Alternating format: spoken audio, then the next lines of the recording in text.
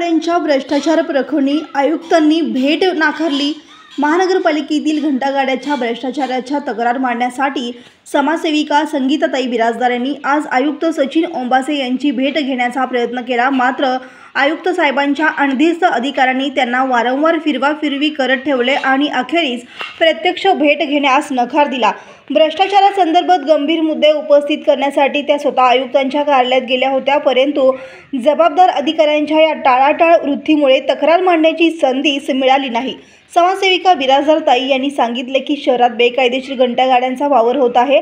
सर्व गाड्यांचे PUC insurance व तसेच पासिंग संपुष्टात येऊन सुद्धा या गाड्या रस्त्यावर धावत आहेत। या गाड्यांची अवस्था इतकी खराब आहे की एखादा मोठा अपघात झाल्यास त्याला कोण जबाबदार, याबाबत स्पष्ट पुरावे घेऊन मी आयुक्तांना भेटायला गेले, पण जबाबदार अधिकाऱ्यांनी मला मुद्दाम अडवलं।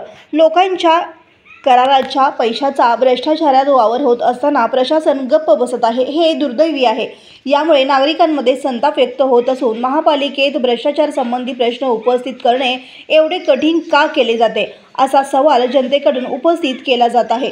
स्थानिक पातळीवर या घटनेची मोठी चर्चा सुरू असून भ्रष्टाचार प्रकरण दाबून टाकण्यासाठीच हा प्रयत्न असल्याची कुजबूज सुरू झाली आहे।